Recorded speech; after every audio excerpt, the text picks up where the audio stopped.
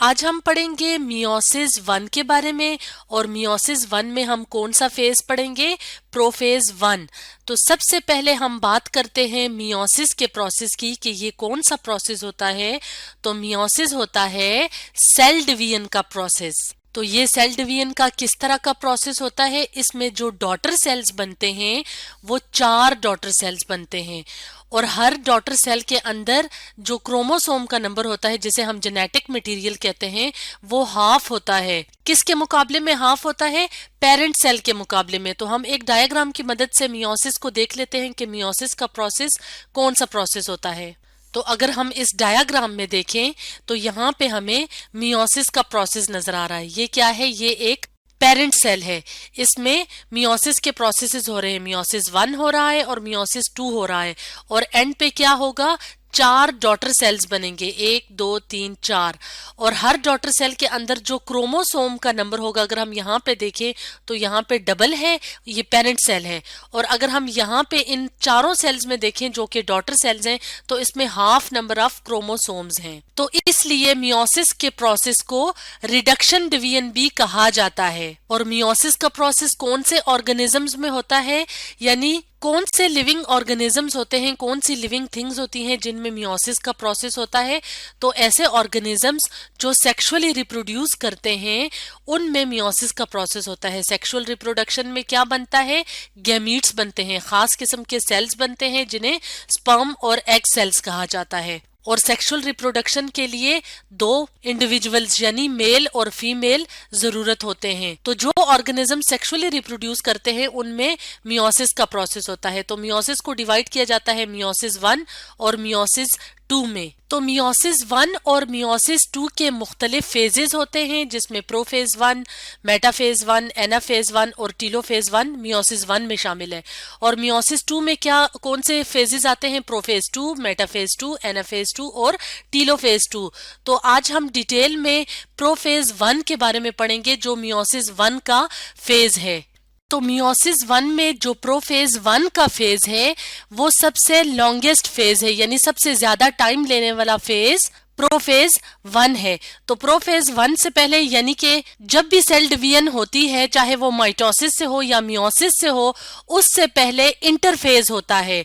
Interphase कौन से वाला फेज होता है? जिसमें कि सेल प्रिपेयर होता है और सेल के अंदर जो मटेरियल्स होते हैं वो डबल होते हैं ताकि सेल डिवीजन के बाद वो डॉटर सेल्स के अंदर इक्वल क्वांटिटी में तकसीम हो सके। तो इंटरफेज में क्या होगा? प्रोफेज से पहले जो इंटरफेज का फेज होता है उसमें सेल के अंदर जो डीएनए मौजूद होता है, यानी जो जेनेटिक मटेरियल होता है, वो कॉपी होता है, उसकी कॉपीज बनती हैं। और डीएनए जिस स्ट्रक्चर के ऊपर मौजूद होता है उसको क्रोमोसोम्स कहते हैं। तो कितने सेट्स बनते हैं? 2 आइडेंटिकल सेट्स, यानी एक दूसरे से मिलते जुलते 2 सेट्स बनते हैं क्रोमोसोम्स के इंटरफेज के दौरान। उसके बाद स्टार्ट होता है प्रोफेज 1, जो कि मियोसिस 1 का लॉन्गेस्ट फेज है, सबसे लंबे वाला स्टेज है। तो prophase 1 longest phase of meiosis है। इसको मजीद डिवाइड किया जाता है 5 सब फेजेस में। तो वो 5 सब फेजेस कौन से हैं, हम 1 बाय 1 करके सब के बारे में डिस्कस करेंगे। तो सबसे पहले फेज को क्या कहते हैं? सब फेज को, जो कि प्रोफेज 1 का फेज है, इसको कहते हैं लेप्टोनीमा या लेप्टोटीन फेज। इस फेज में क्या होगा? जो क्रोमेटिन मटेरियल है वो कंडेंस करेगा। कंडेंस का मतलब होता है गाढ़ा होना।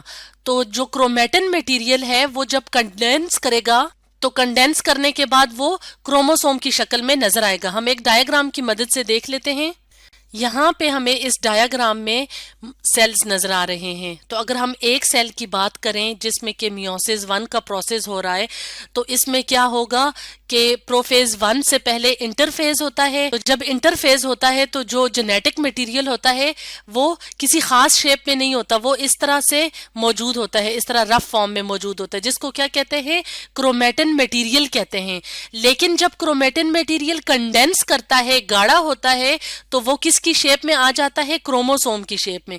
तो अगर हम यहाँ पे देखें तो यहाँ पे हमें क्रोमोसोम नजर आ रहा है। तो ये जो सेंट्रल पॉइंट होता है जहाँ पे क्रोमोसोम के जो आर्म्स होते हैं क्रोमोसोम के आर्म्स को क्या कहते हैं? क्रोमेटिड्स। तो क्रोमेटिड्स जहां पे अटैच होते हैं उस पॉइंट को सेंट्रोमियर कहते हैं। और अगर हम यहाँ पे देखें तो ये क्या है? ये एक क्रोमेटिड है। और ये क्या है? ये भी एक क्रोमेटिड है। तो क्योंकि ये एक क्रोमोसोम के अंदर क्रोमेटिड्स हैं यानी आर्म्स हैं, तो इसलिए इनको क्या कहते हैं? सिस्टर क्रोमेटिड्स कहते हैं। तो लेप्टोनीमा स्टेज में या लेप्टोटीन स्टेज में क्रोमेटिन कंडेंस होके क्रोमोसोम की शक्ल में सेल के अंदर नजर आना शुरू हो जाएगा। इसके बाद स्टार्ट होता है सेकंड सब फेज ऑफ प्रोफेज 1, यानी प्रोफेज 1 का दूसरा सब फेज, जिसको जाइगोनीमा या जाइगोटीन कहा जाता है। तो इस फेज में क्या होता है? इस फेज में जो क्रोमोसोम्स होते हैं जो कि लेप्टोनीमा स्टेज में हमें नजर आने शुरू हो गए थे, वो लाइन अप करेंगे और वो क्या बनाएंगे? Homologous pairs. होमोलोगस का मतलब होता है सिमिलर, यानी एक दूसरे के साथ मिलते जुलते क्रोमोसोम्स जो होंगे वो पेयर्स की शक्ल में आ जाएंगे। तो अगर हम इस डायग्राम में देखें कि ये पेयरिंग कैसे होगी, तो यहाँ पे अगर हम ये देखें, ये एक कलर का जो दिखाया हुआ है ये एक क्रोमोसोम है और ये जो दूसरे कलर का दिखाया हुआ है ये दूसरा क्रोमोसोम है, ये एक और ये दो। तो ये क्या करेंगे? ये एक दूसरे से मिलते जुलते हैं। ये कैसे मिलते जुलते होंगे? इनकी सेंट्रोमियर की पोजीशन एक जैसी होगी, इनके जो आर्म्स हैं तो उनकी लेंथ एक जैसी होगी और खास तरह के जो कैरेक्टर्स हैं, जो खुसूसियात के लिए जिन्होंने इन्होंने बाद में कॉपी होना होता है, उनकी पोजीशंस दोनों क्रोमोसोम के ऊपर एक जैसी हैं। तो ये क्या करते हैं? ये एक दूसरे के साथ पेयरिंग करते हैं। इस पेयरिंग के प्रोसेस को क्या कहते हैं? साइनेप्सिस का प्रोसेस। तो होमोलोगस क्रोमोसोम्स की पेयरिंग को क्या प्रोसेस कहते हैं? साइनेप्सिस का प्रोसेस। तो साइनेप्सिस के प्रोसेस में अब ये जो स्ट्रक्चर बन गया है, इसके लिए दो और वर्ड्स इस्तेमाल किए जाते हैं। वो कौन कौन से हैं? इनको बाइवेलेंट भी कहा जाता है, यानी जब कोई चीज पेयर में आ जाती है तो उसको बाइवेलेंट भी कहते हैं, या टेट्राड।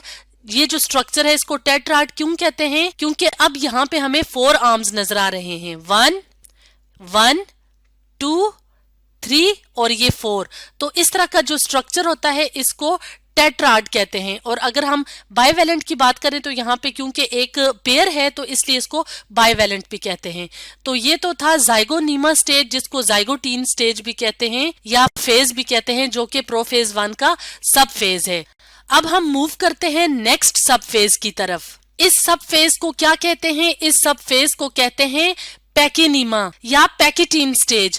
तो इसमें क्या होगा? क्रॉसिंग ओवर का प्रोसेस होगा।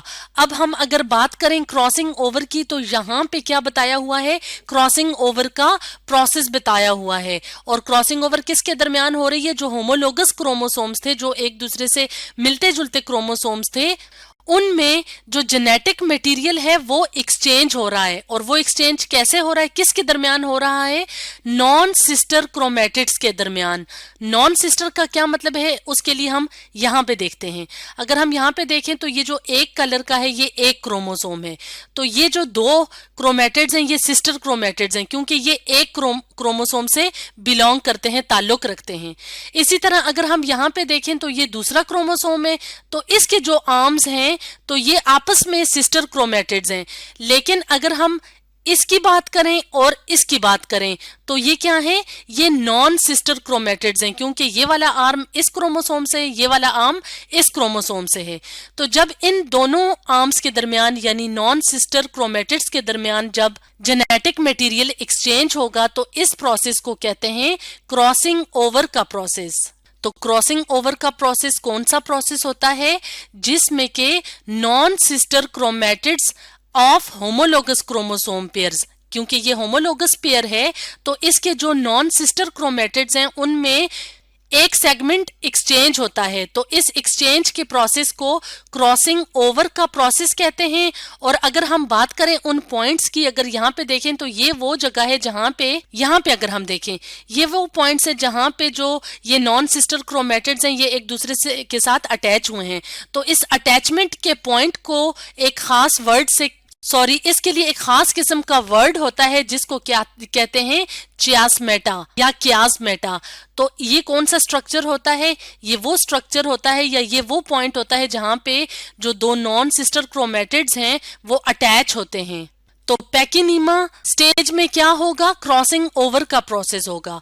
अब हम मूव करते हैं नेक्स्ट फेज की तरफ, और वो सब फेज कौन सा है प्रोफेज 1 का, उसको कहते हैं डिप्लोनीमा सब फेज। डिप्लोनीमा में क्या होगा, ये जो साइनेप्टोनीमल कॉम्प्लेक्स बना था, यानी साइनेप्सिस के दौरान ये जो होमोलोगस पेयर्स थे ये एक दूसरे के साथ अटैच थे, इन्होंने सेगमेंट एक दूसरे के साथ तबादला किया या एक्सचेंज किया। उसके बाद अब जब ये एक्सचेंज हो गई है यहाँ पे, तो अब क्या होगा कि ये जो होमोलोगस क्रोमोसोम्स हैं ये एक और ये जो दो हैं, इन्होंने पेयर बना के होमोलोगस बनाया था। तो अब डिप्लोनीमा स्टेज में क्या होगा, ये जो इनकी ज्वाइनिंग थी वो खत्म हो जाएगी। डिसॉल्व का मतलब है कि अब यहाँ पे एंड हो जाएगा इस कॉम्प्लेक्स का। तो एक्सचेंज के बाद जब ये अटैचमेंट खत्म हो जाएगी तो हमें होमोलोगस क्रोमोसोम ऐसे अलग अलग नजर आएंगे। लेकिन अभी अगर देखा जाए, अगर माइक्रोस्कोपिक व्यू में देखा जाए तो ये बिल्कुल अलग नहीं होते इस पॉइंट पे, वो सिर्फ अलग होना स्टार्ट होते हैं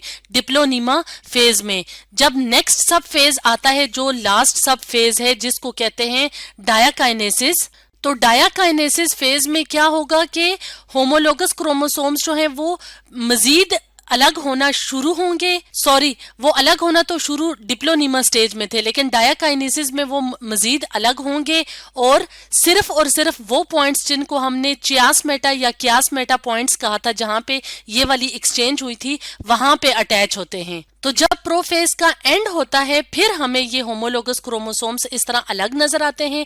अब अगर हम यहाँ पे देखें एंड पे, प्रोफेज 1 के एंड पे देखें, तो अगर हम इस क्रोमोसोम को देखें जो कि होमोलोगस क्रोमोसोम का एक मेंबर है, एक ये है एक ये है, तो इसमें ये वाला सेगमेंट इस क्रोमोसोम से आया हुआ है और इस क्रोमोसोम के अंदर ये वाला सेगमेंट इस क्रोमोसोम से आया हुआ है। इसके बाद फर्दर क्या होगा कि क्योंकि ये वाले सारे जो क्रोमोसोम्स होते हैं ये न्यूक्लियस के अंदर मौजूद होते हैं, तो जो न्यूक्लियर इन्वेलप है यानी जो न्यूक्लियर मेम्ब्रेन है और न्यूक्लियोलाई जो न्यूक्लियस के अंदर एक छोटा सा स्ट्रक्चर मौजूद होता है वो भी डिसइंटीग्रेट होता है, यानी वो भी टूट फूट जाएगी।